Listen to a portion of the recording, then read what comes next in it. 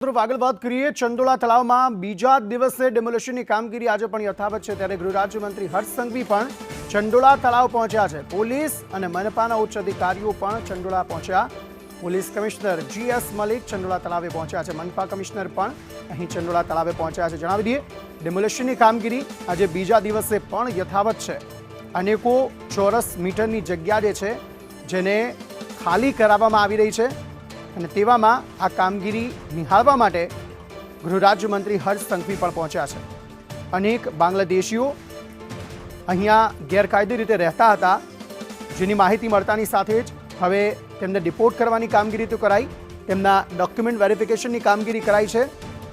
તો જે ગેરકાયદે બાંધકામો છે તેને તોડવાની કામગીરી પણ અત્યારે કરવામાં આવી રહી છે, જેને પગલે મસમોટો પોલીસ કાફલો ત્યાં ખડકી દેવાયો છે।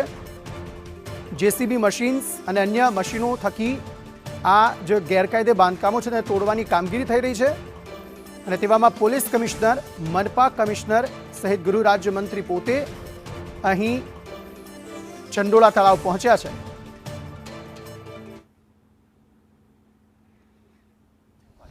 અમદાવાદ મ્યુનિસિપલ કમિશનર સાથે જ ક્રાઇમ બ્રાન્ચના JCP DCP સહિતના અધિકારીઓ છે તે અહીં હાજર છે અને તેની પાસેથી આ કામગીરી અંગે રિપોર્ટ છે તે માંગી રહ્યા છે। કામગીરી કેટલી પૂર્ણ થઈ છે અને આગામી સમયમાં કામગીરી હજી કેટલી કરવાની બાકી છે, આ તમામ માહિતીઓ તેમના દ્વારા મેળવવામાં આવી રહી છે। જે પ્રમાણે ગઈકાલે લલ્લુ બિહારીનો આખું સ્કેમ બહાર આવ્યું ને તેને લઈ અને પોલીસ દ્વારા જે માહિતી આપવામાં આવી છે, સાથે જ આતંકી કનેક્શનો પણ અહીં ચંડોળા તળાવ ખાતેથી મળી આવ્યા હતા। એવા સંજોગોમાં હવે આ કામગીરી આગામી દિવસોમાં કઈ રીતે પૂર્ણ કરવી અને ડેવલપમેન્ટ કઈ રીતે કરવામાં આવશે, સાથે જ બીજી વખત દબાણ ના થાય તેની તકેદારી માટે થઈ અને શું આયોજન છે તે તમામ માહિતી તેમના દ્વારા એકત્ર કરવામાં આવી રહી છે।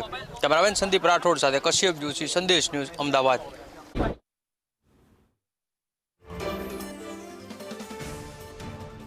માટેની પ્રક્રિયા એક તરફ હાથ ધરવામાં આવી રહી છે, બીજી તરફ એ બાંધકામો તોડવાની પ્રક્રિયા હાથ ધરવામાં આવી રહી છે। ચંડોળા તળાવમાં જે એન્ક્રોચમેન્ટ કરવામાં આવ્યું તે ગેરકાયદે બાંધકામ તોડવાની પ્રક્રિયા અત્યારે હાથ ધરવામાં આવી રહી છે, જ્યાં જે બાબતની સમીક્ષા કરવા અને નિહાળવા ગૃહ રાજ્યમંત્રી હર્ષ સંઘવી પણ પહોંચ્યા છે।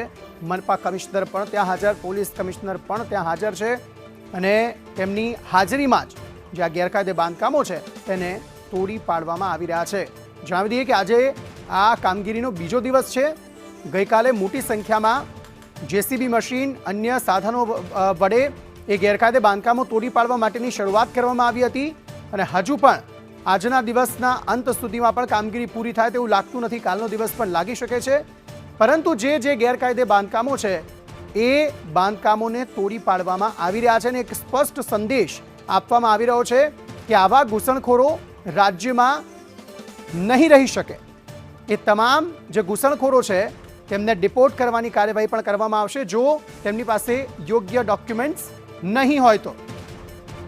એક તરફ પાકિસ્તાનીઓની હકાલપટ્ટી માટેની જે કાર્યવાહી શરૂ કરવામાં આવી હતી તેમાં કેટલાક બાંગ્લાદેશીઓ પણ પકડાયા કે જે ગેરકાયદે રીતે અહીંયા રહેતા હતા અને એ ગેરકાયદે રીતે રહેતા તમામ જે લોકો છે તેમને ત્યાંથી હટાવવામાં આવ્યા છે અને જેમની પાસે ડોક્યુમેન્ટ્સ પ્રોપર નથી તેમને ડિપોર્ટ કરવાની કાર્યવાહી પણ કરવામાં આવી રહી છે। પાકિસ્તાનીઓ વિરુદ્ધ તો કાર્યવાહી થઈ જ રહી છે, બાંગ્લાદેશીઓને પણ એ સ્પષ્ટ સંદેશ આપી દેવાયો છે કે ડોક્યુમેન્ટ્સ નહીં હોય તો અહીંયાથી જતું રહેવું પડશે।